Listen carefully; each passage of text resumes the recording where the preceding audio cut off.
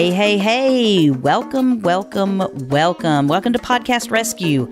My name is Christy Hostler, and I'm coming to you today after a crazy long break. Oh my gosh, you guys, you're not going to believe what happened.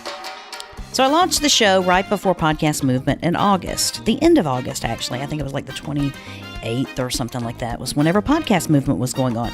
Launched the show right before that. Flew back home and immediately got wind that we were getting ready to get hit by Hurricane Irma. Now, for those of you that may not know, I live in the Florida Keys, just outside Key West, on a little island called Big Pine Key. Now, we didn't know whenever Irma began her path toward us, we didn't know what the outcome was, but as it got closer and it started churning through the Caribbean, we began to realize that we were in serious trouble. So we did what everyone that lives in the Keys does. We had a hurricane party. No, we didn't have a hurricane party. That's crazy.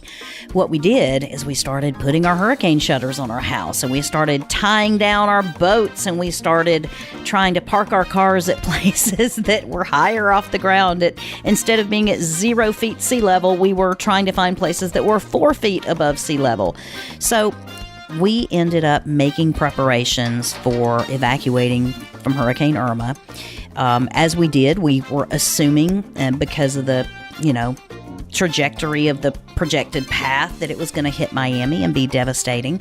We have to go through Miami to evacuate and get out. So we knew we needed to get on through, because we also knew once they declared mandatory evacuations in Miami, it was going to make everything bottleneck right there in South Florida. It was going to be terrible. So about September 5th or 6th, we finished our preparations for... We didn't finish our preparations. We just got tired of doing all we could do to evacuate. And we ended up saying, you know what, we've done all we can do, but we've got to get out of here now. So we packed up our dogs. And for those of you that don't think I'm crazy yet, I have 5 dogs. And so we packed up our dogs and we packed up a few possessions. And we got on the road, and we had parked two of our 3 vehicles at the airport in Key West under the covered parking garage. It's a 1-floor parking garage, but at least has a cover on it. And so we were just hoping that storm surge and flood didn't come through and take our cars away. We left 1 car at home, and we rented a 12-passenger van to remove us, our possessions, and our 5 dogs. And we were evacuating to my in-laws' house in South Carolina. It's normally a 13-hour trip, and we left with having gotten 2 hours of sleep in the previous 48 hours, and we left about 2 o'clock in the morning, and we did not arrive until 6 a.m. the following morning. So it was a 26-hour trip with dogs, 5 dogs in the van, and everyone else in Florida that was evacuating, and there were no gas stations that had gas, and there was no hotels or places to stay. And even if they did have vacancies, they weren't letting us in there with 5 dogs. Are you crazy? I wouldn't let anyone else to stay in my hotel with 5 dogs. So it was a trip of a lifetime. I'll say that. I think I only had a couple of major meltdowns on that trip, but we got to a point where we were so tired that neither one of us could sleep and let the other one drive, because we would risk falling asleep. And so it just became a endurance test. So we evacuated from Irma, and our in-laws were kind enough to let us come stay there with 5 dogs in tow. And that became the point at which my business became completely mobile. And I got, the good news is I got to work during the entire evacuation with Irma. The bad news is I was completely on mobile, and mobile speeds pretty much suck compared to, hardwired Wi-Fi speeds. And so I burned a bunch of data, probably spent about $1,000 on data overcharges just from uploading my files and my shows and all the things that I had to do. But the blessing is I got to keep working. And so, but the curse was that because everything we actually, once Irma came through, the eye of Irma came right over Big Pine Key, and so our island was on the what they call the dirty side. If you're not, up on hurricane lingo, the dirty side is sort of the side that has all the storm surge and the wind, and it's a bad side of the eye to be on. And so we got lots of wind, we got storm surge, and it basically devastated our island, and there are many, many homes that are just really literally piles of sticks and splinters, and they're just piles of rubble, and you can't even tell what kind of house was there.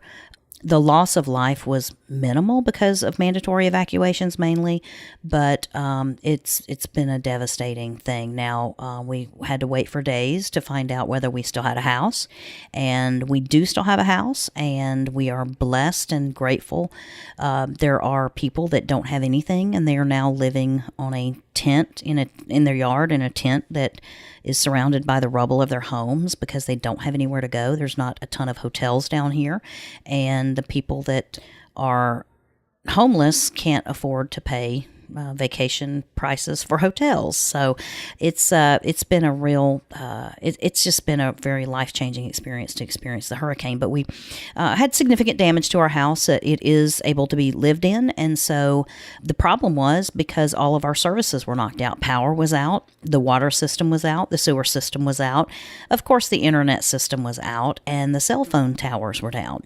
So it took weeks and weeks and weeks. So we were actually evacuated from Hurricane Irma for nearly 8 weeks. And that was a long 8 weeks.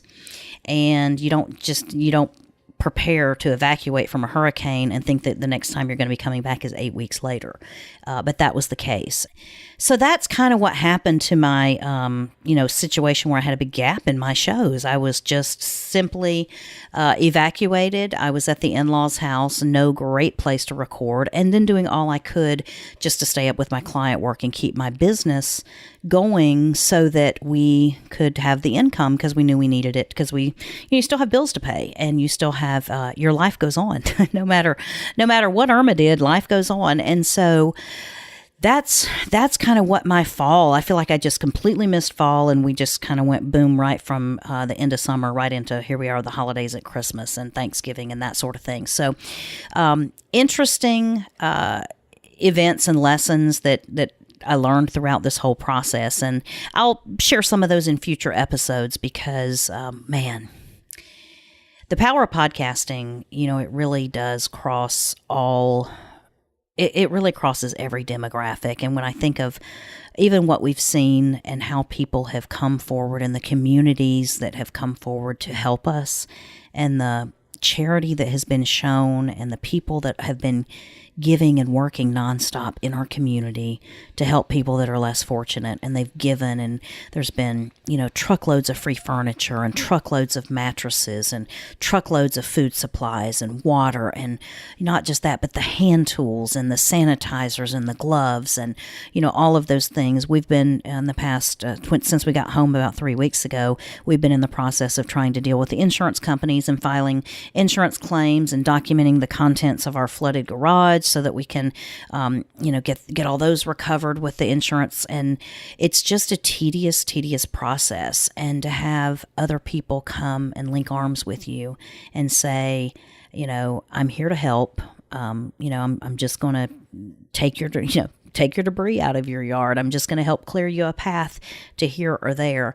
It's really been amazing to see. And so, podcasting plays a big part in building community. And so I feel like more than ever, even through tragedies and things that are going on, podcasting is relevant, and it definitely has its place to provide comfort and resources and community and like-minded people that we can join with and surround ourselves with people that we choose, but maybe they wouldn't necessarily live in the same areas that we live in. So podcasting has been amazing, and appreciate your patience and your forbearance for, I did one of the cardinal rules that I would never tell any of my podcast clients to launch a show, hype it up, put 2 shows out, and then take a 3-month break. Yeah, that's not the recipe for success, but it is what it is. And I'm back here today. I'm getting ready to start some things for December that are going to be stretching me and my comfort zone. But one of the things, and I've had several conversations this week with clients, and there is a point in your show where many people get to deciding or trying to figure out, should I close my show? Should I scrap it? Should I rebrand it? Should I tweak it?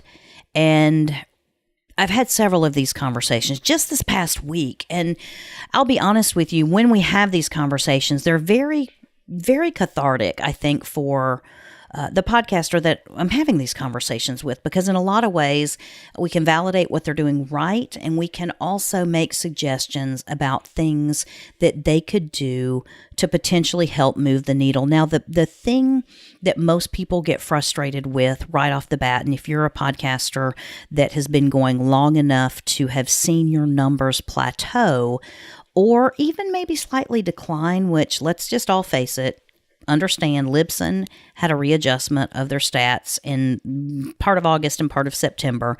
And if you saw a dip in your stats during those months, it was likely due to their readjustment and their realignment of how they calculated the stats so that they could then become compliant to the industry standard stats calculations. So you can't necessarily blame yourself for that. But if you continue to see a decline, even after the August and September, and you feel like you're not hearing from the people that are supposedly consuming your show, you wonder who's listening. You wonder, is this worth it? Why am I doing this? You might even be thinking, I don't have time for all this. This is way more work than I thought.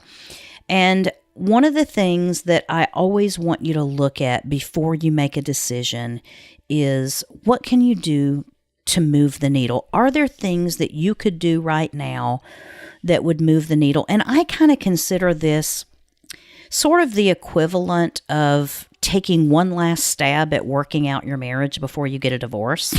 What a terrible example is that? Boy, I'm full of cheer today, aren't I? Something good to think about. But it's just that it's that last thing or series of things that you can do to make sure that you've done everything you can do to see if your podcast will work for you. Now, when I say will work for you, everyone has a different goal for their podcast. Everyone has something that they're wanting out of it. But I'll tell you, most of the time, the dissatisfaction comes not necessarily because you're not making money from your show, because I think a lot of you might have started a show understanding that it's going to take a little while to make some money. So you might have just started doing some affiliate marketing. You might have just started even getting a sponsor or something like that here and there. And one of the things that you begin to first become dissatisfied with is the number of downloads that you're getting. And I'll be honest with you, this is really all in the eye of the beholder, because I have clients that get 6-figure downloads a month and they're putting out 1 show a week, and they cry and whine about their stats. They say, I just feel like I'm not tapping into the full potential of the reach that I could have. I'm just not getting everyone that should be listening to my show. And they're getting 6 figures of downloads a month. And then I have another, client that would come and say, I'm not even hitting 1,000 downloads a month. Where are my people? And then there's another client that I might have that might say, woohoo! Hey, hit 3,000 downloads this month. So it really is all about our perspective and where we are with our expectations and how big we expect our audience to be. So I want to talk to you today about 5 things that you can potentially do to move the needle for your show in order to, breathe new life into it, or maybe even just make you feel better about where you are with your show. Now, I'm going to say this disclaimer, and we're going to talk about this more later because it's very important. But hear me. There's an emotional side to podcasting that nobody talks about. It's not just about tech and gear and content and, getting guests. There's an emotional side to it, and we will talk about that, but that plays heavily into how you feel about the success or the future or the investment that you've already made in your show. So just bear that in mind. when I have conversations with people about their podcasts and where they are and what they're thinking about doing, one of the things that I consistently see is that there is a tendency among podcasters to sort of want to create this brand that is a podcast versus embracing themselves as the brand. And so when you, as a podcaster, decide that you are the brand early on, and I don't mean that in an arrogant way. I'm the last person that'll be like, hey, I'm the best brand. I'm Christy Hostler. I can't even fathom putting myself out there as a brand. And I'm years into this. But it's what we have to do because that's what people are buying. The people that are clients of my company, they're clients of my company because of their relationship with me or something about the interaction they've had with me. But I'll tell you, many times we want to crowd out us as a brand in our podcast. So one of the very first things that you can do for your show and on your show to help move the needle a little bit is make yourself vulnerable. Now, I did that at the very beginning of the show when I told you about my failure to continue to produce podcasts while I was evacuated from Hurricane Irma. That is a big, fat no, the cardinal sin of podcasting. And I'm not going to sit here and say I'm the podcast guru. I'm a student of podcasting just like you are. And that got me, right? Very unusual circumstances. I hope I never have to deal with a 100-year hurricane or something like that again in my lifetime. But it's a failure on my part that I could not sustain creating content for my show while I was busy being evacuated with 5 dogs at the in-laws' house and trying to keep up with my client work to pay the bills. So make yourself vulnerable. Here's the thing. It's a hard thing to do. But when you do it, it can pay off in a way that nothing else does. And I'm not saying be vulnerable for the sake of getting the reward. What I'm saying is people are drawn to you in your vulnerability, and they will respect you for the courage that it takes for you to sort of air your vulnerability. Now, let me say that again. People will respect you for the courage it takes to air your vulnerability. Doesn't mean every single time you do a podcast, you're going to share, be like, okay, I want to tell you about my big failure this week. But when you have a legitimate, vulnerable moment with your podcast, even if you say to your podcast audience, I have been kind of discouraged, I'll be honest with you, about the show and where it's going, and I'm in the process of trying to figure it out. And, if you have any feedback for me, let me know. Even saying something like that to your listeners will cause people to reach out to you that you may never have gotten in touch with before, because they see you in your vulnerability and it causes them to maybe take action and reach out to you. I've seen it again and again that when a podcaster begins evaluating whether this is worth it, whether they're going to continue, whether they should pack it all in, whether they should go home, whether they should take their toys and leave, whatever it is. The moment they get to that point, then they get an encouraging note from somebody that says, I found your podcast at just the right moment in my life, and what you said was so powerful. And you suddenly realize that you made a difference. But let me just tell you this, you're making a difference every single day that you put out a podcast. And whether you know it or not, and whether you get that validation or not, it will eventually come. But just understand, if you make yourself vulnerable and basically make yourself human to your listeners, you will get more people being drawn to you than if you just come on and be like, hey, this is the such and such show, and I have this interview today, and we're talking about this, and we're talking about that, blah, blah, blah. People want to know you as a person. And so give them a little bit of you. If you don't give them a little bit of you, they're not going to reciprocate. So the more of yourself you give, the more of your listeners' selves they will give. And that's a great word, isn't it? Listeners' selves. The more of themselves they will give to you. So just realize that. Now, the second thing that you want to do whenever you want to move the needle for your show, and I'll tell you this, it's going to hit home for me. I'm not doing this because I need to move the needle for the show because my show is just still in the very beginning stages yet. So I don't even know what to expect, as far as numbers. So my expectations are so low that I can't be disappointed. But throw your comfort zone out the window. That's number 2. The first one was make yourself vulnerable. The second one is throw your comfort zone out the window. Force yourself to do what makes you feel uncomfortable. Let me tell you what I'm doing with myself. I hate being on video. I hate being on video. I hate having my picture taken.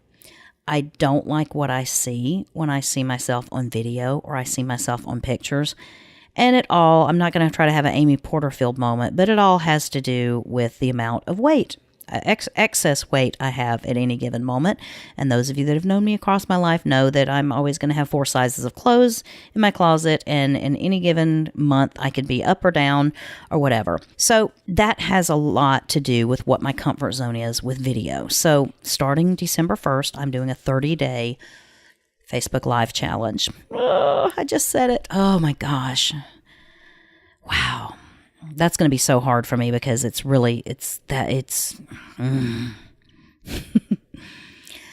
like, I don't even know how to begin to tell you how to prepare yourself to get out of your comfort zone other than I just have to do it. And for me, part of the reason that I need to do more Facebook live streaming and more Facebook live videos is because I'm working on building my social media following, and I've put money into getting likes, but at the same time there's so much content that I have that I need to put out in multiple ways. I need to give people on Facebook something that they won't hear on the podcast. And I need to give people on the podcast something that they're not going to hear on Facebook Live, or that's more detailed than they would hear on Facebook Live. And at the same time, I need to be able to tell the people that are listening to the podcast to follow me on Facebook if you want to see what I'm talking about on Facebook Live. And I need to be able to tell the people on Facebook Live that are watching me, hey, if you want more details and you want other topics, go listen to the podcast. Those are just channels that I just need to go where people are. And I hate to say it, but people that are creating podcasts are spending a lot of time on Facebook. How do I know that? Well, 95% of my client base is gotten from Facebook groups, and not my Facebook group. I don't even have a Facebook group going. I'm starting one for this podcast, but it's from other people's Facebook groups. So I know the podcasters are hanging out on Facebook. So I've got to be there. At the same time, I want my reach within Facebook to be maximized and optimized and efficient as far as the dollar spend. So the more I can do Facebook and embrace Facebook video and Facebook live streaming, you know what happens? The more Facebook loves me. And the more Facebook will give me organic reach because I am jumping through their hoops. So that's what I mean when I say throw your comfort zone out the window. So, and I get a lot of people that will say, I don't know if I should just try to redo my show and launch a brand new one and try to, make it on New and Noteworthy or try to, this, that, or the other. And my question to them is always, like, what are you going to do differently? And like, oh, well, I'd have a marketing plan, or I'd have a launch party, or I'd start putting out the word. And I'm like, okay, just stop then. Stop talking about doing it for a new show. And start doing those things for your existing show. If you haven't been good about being on social media, fix it. If you hate being on social media, then fix that too. I mean, it doesn't mean you're not going to hate it for a while still, but it will eventually, your comfort zone will wrap around it and make up for your gaps there. But those are the type things I'm thinking about. So don't talk about doing things for a new show or a new whatever that you haven't already done and tried for your existing show. You know the old adage that it's always easier to upsell an existing customer than it is to go out and get a new customer? The cost is less too. It's the same thing with a podcast. It's always easier to bring new listeners into an existing show than it is to start a show all over and try to go out and get a new audience and gather them around your show. So, number 2, throw your comfort zone out the window. Force yourself to do what makes you uncomfortable. Put it out there what you're doing. Make yourself accountable to somebody to it. So, for the next 30 days, if you don't see my butt on Facebook Live every single day, you can feel free to text me. My number is 864-542-4086 and say, I haven't seen you on Facebook today. I got to get my butt on Facebook Live streaming every day before my head hits the pillow at night. I can't tell you when it's going to be, but it's got to happen. So that's my challenge to myself. Again, it's way out of my comfort zone and I hate it, but I'm going to do it anyway.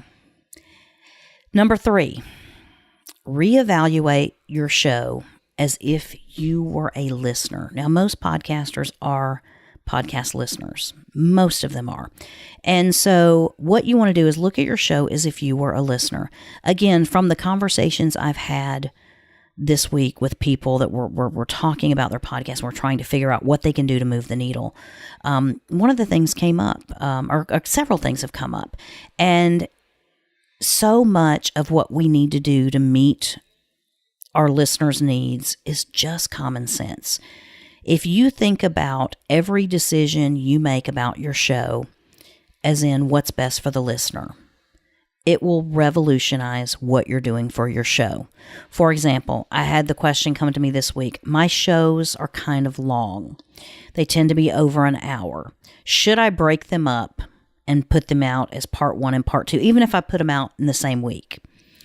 And my first thought is, what does that look like for your listener?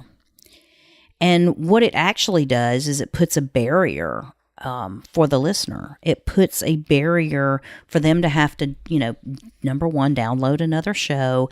Now they've also gotten double the amount of time of, intros, outros, any type of housekeeping, lead up to the second one. So now instead of having one show that's an hour and 10 minutes long, you have 2 shows that are each 70 minutes long. So you've just imposed even more on their time by splitting it up, and you've put another barrier for them to have to download and that sort of thing. So those are the type things I'm thinking about. I had another thing come up that I was talking to clients this week about, and one of them was, the show started with pre-rolls for some products that were being used in affiliate marketing, and there's absolutely nothing wrong with doing affiliate marketing for your show, and that's a great way to generate revenue. However, what was happening is it was taking up the first 2 minutes of the show. So you couldn't even hear what was going to be going on the show until after the first 2 minutes, or even more sometimes, depending on, the show. And one of the things that when I was talking to this client about it, and the response was, well, I'm not really getting any clicks from that. And so my thought was, if you're not getting any clicks from it, why are you giving it top billing in your show? Clearly, it's not resonating with your audience if your audience is not taking advantage of the call to action. If it's not something that benefits them and they're not taking advantage of it, then they're either not listening to it and they're not hearing it, or they don't like it. And so I said, just take out that first 3 minutes of affiliate marketing stuff and then replace it with you just starting the show, so that by the time that first minute goes by, people already know what the show's going to be about. They're already well into your content, versus having to feel like they're still having to fast forward to get to the part where the content is. If you're like most people, we don't like any type of sales pitches. You go into a store and the minute someone says, how are you today? Or can I help you find something? We're like, no, I'm fine. I'm just looking. No, don't talk to me. Don't look at me. Don't point me to the sale rack. No. And we feel like we don't want anyone trying to sell us anything. So when we lead off with a sale and we lead off with that pitch, it's leaving a bad taste in a lot of people's mouths, and they might be turned away from your content that they would otherwise consume if that wasn't placed as a hurdle there. So by removing that, now granted, we'll remove that from her show and we'll, evaluate and see what's going on. It doesn't mean she's going to give up on affiliate marketing, but there's a better way to do that. I mean, at this point, the first step is getting engagement from your audience and then bringing them into things that you love and things that you can share with them that they can purchase and benefit your show.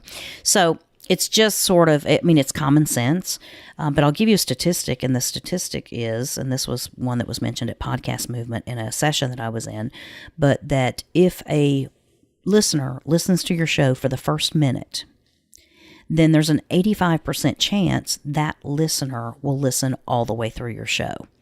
Kind of fascinating, isn't it? So if you can hook them and keep them there for the first minute, there's an 85% chance they're going to listen all the way through and hear everything you have to say. But if you can't keep them for the first minute, they're not going to hear anything else you have to say. So some of these things we've taken from people that are, I don't want to say the experts or the gurus in the podcasting world, but we've taken their ideas, their experience, and their format, and we've applied them to ours. And maybe it's not resonating with your niche. Maybe it's not appropriate. Maybe it's not what makes sense for your niche. And so what I want you to always be doing is experimenting and trying different things. You want to be trying things to move the needle. And looking at your show through the eyes of the listener. It's the same way. I have spent many, many years in customer relations and working in call centers and for companies where I manage their customer relations and that sort of thing. And many, many times, one of the best things that we could do to improve our processes is we could go to our competitors and we could place orders of things. And for this, I used to do this for a company where they had a catalog and they were selling physical products. And we would basically become their customer. And for their entire life cycle of that order, we would evaluate every bit of what they were doing. We would look at the order process. How easy was it to place the order? How seamless? Did it have any glitches? Was it dead simple as far as when your order would arrive and when it would ship and what your taxes were and when your credit card was going to be charged and all those sorts of things? We'd look at that. Then we'd look at the follow-up process. And did we get communication when the order shipped? Did we get a tracking number? Or did we get something that took us to another website, which took us to another website, which took us to another website, only to say nothing's been updated yet? So every process or every part of the process of the order was looked at because we were customers and we could look at them through customers' eyes because we were their customer. And that caused us to improve our processes so much. When the box came, we could look at the box. Was it just a plain brown box or did it have any of their branding on it? When you opened it up, how was it packed? Was there a lot of dunnage in there, that, packing material? Did it come in a way that looked like they had taken care with it? Did it come in a way that looked like they valued their products? So by looking at those companies that are our competitors through the eyes of a customer, it's the same thing you want to do with your show as a listener. So consume other shows as a listener. Find out what those people are doing that you really like as a listener and you really can't stand. Opt in for your competitors' email, newsletters, their list. Figure out what they're doing. If you change and make everything in your show about your listeners, I guarantee you it will change your show. You will have people reaching out to you. You will have people coming to you to solve their problems. And really, that's the ultimate validation for a podcaster. I mean, don't get me wrong, it's great to have some money too. But the ultimate validation is to have people reach back out and say, oh my gosh, you have helped me. You have brought me the solution. So, number one, make yourself vulnerable. Number two, throw your comfort zone out the window and make yourself do what's uncomfortable. Number three, reevaluate your show as if you were a listener and evaluate other shows as a listener. Figure out what the secret sauce is for each one of those. Number four, if you're really discouraged about your show, seek out someone in your support system that can validate your work and the impact that you're having on the world. Now, all of the clients that I spoke with this week about their podcasts, and there were, like I say, there were multiple ones, and podcasts were having multiple issues, none of which that any of them were a failure. You know what I mean? So it's not that, but we were wanting to tweak and fine tune things. But by simply being able to have someone talk to them and tell them that they were doing important work in the world and that they are bringing an important message to the world and that what they are doing is needed in the world. I could, even though I was talking on the telephone to these clients, I could physically hear almost like an audible sigh of relief to say, thank you for telling me that. Because they needed to hear that. They were at the point where they needed to hear that what they were doing mattered to somebody. So find those people in your support system that you can talk to and say, man, I'm just having a day where I'm questioning everything and I'm ready to throw it all in. It might even be that you don't really have anyone physically in your life that is like that, but you know what? There are plenty of Facebook groups online that are podcast related, and that you could put that message out there and say, can somebody just give me some encouragement here? Throw me a bone today because I'm feeling like this is too much, or this is overwhelming, or this is pointless, or this is the most colossal waste of my time I've undertaken. And to have a conversation with other people about what you're doing in the world and how you can change the world by having conversations, and how you can change the world by connecting with people. It is so validating, and it will recharge your batteries faster than ever, and you will get off that call, you will get off that Facebook thread or whatever, and you will be energized to go back and do your work and keep on going. And you know what? Everybody needs their batteries recharged at times. So don't feel badly about that. But don't hide it either. So find those people and say, help me. I need some encouragement. I need to know if I'm off base here. You know, is this something I should keep doing? And let them tell you what they think, and let them validate the work that you're doing. For most podcasters, if we change one life, man, that makes it all worthwhile.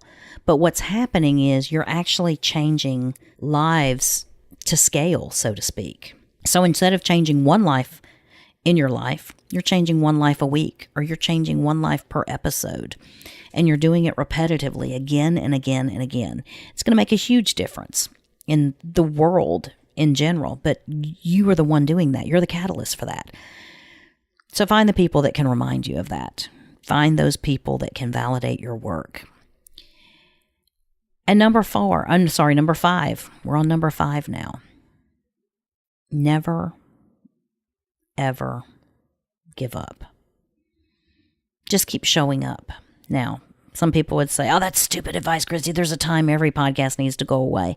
Well, yeah, maybe there is, but not after a long evaluation process. And most of us give up way too early. I have a dear friend and mentor who is a very famous author. And she was an author and activist back before it was cool to be an author and an activist. And in the hours of conversations that I've had with her over the course of our friendship, she said to me over and over again, Christy, there are people in my niche that are my peers. They're also fellow authors, speakers, thought leaders, and that sort of thing. And you know what? They're not the best writers, but they make their living writing books. And they're not the best speakers, but every time you go to a conference, they're speaking. And maybe they're not even the best business people, but you know what? Doggone it, they're making more money than I am.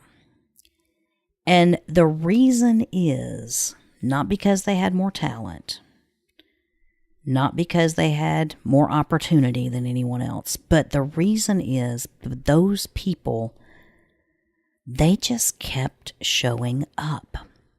And long after everyone else gave up and got bored and went home, those people kept showing up. And in the end, it was like the old game, what, the cheese stands alone, right? They got to the point where they became it for their niche. Now, podcasting presents a phenomenal opportunity to leverage this sort of thing. I cannot tell you the number of podcasts that pod fade after they start. So even if you feel like you have a crowded niche, even if you feel like there's a lot of competition out there, just wait. All you have to do is outlast them all. Right? That's pretty simple. Just outlast them all. Just keep showing up, keep giving content, keep putting it out, keep producing the shows that you know you're called to produce. keep putting it out there. Don't give up. Don't quit. Show up. Now, these are 5 things that will help you move the needle, and I hope it will encourage you to actually get a little bit of lift in your podcast, as if, whenever people talk to me about starting a new podcast, they're always really excited about it. And then you can see the day when they're not excited about it anymore, and they're overwhelmed, and they're overworked, and they're underappreciated, and they're feeling like they didn't really know what all they were getting into before they took this plunge.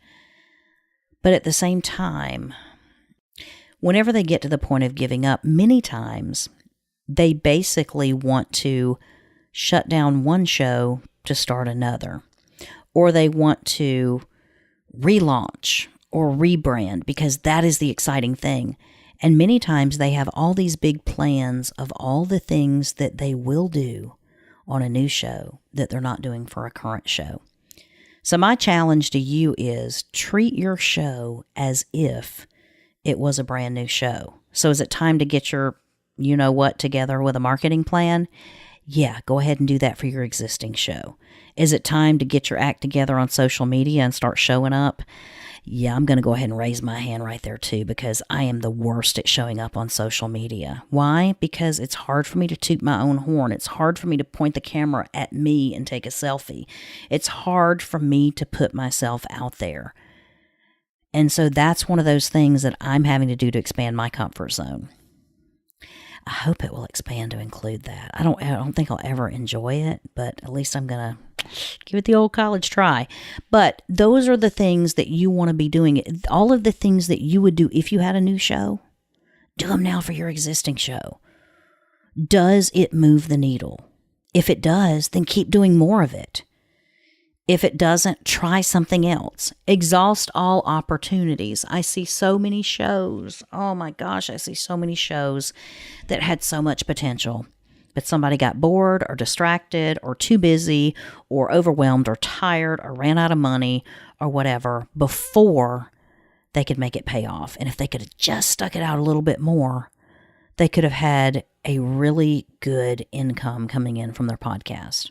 So I don't want that to happen to you. I don't want any more shows to pod fade, including my own. Hello. Thank you, Irma. Appreciate that, girl. So if you have questions, if you have things I can help you with, let me know. You can reach out to me at Christy@teampodcast.com. Also, like I mentioned before, December 1st, the day this show goes live, you know what's happening. Facebook Live, 30-day challenge. I'm smiling because I'm making myself smile, but I'm going to do it. So if you're in with me, or if you want to encourage me, come on over to my Facebook. You can follow me, Christy Hostler, on Facebook. It's probably also going to be live. I think I'm going to go live across all my channels for a little while. So I'll be on the Podcast Rescue page, and I'll also be on the Team Podcast page. So you can see me like anywhere I am on Facebook is probably going to be littered with my Facebook Lives for the next little bit. But we've got some exciting things I'm going to talk to you about, and some things I'm going to share with you. So, hey, thanks for showing up. Sorry to take so much of your time today, but you know what? I owe it to you after almost 3 months of Irma Gard. So anyway, listen, keep doing what you're doing. The world needs what you're putting out there in your podcast. And if you need the encouragement, or if you need help with your show, give me a call. Hit me up. You know where I am. All right, listen, have a great day.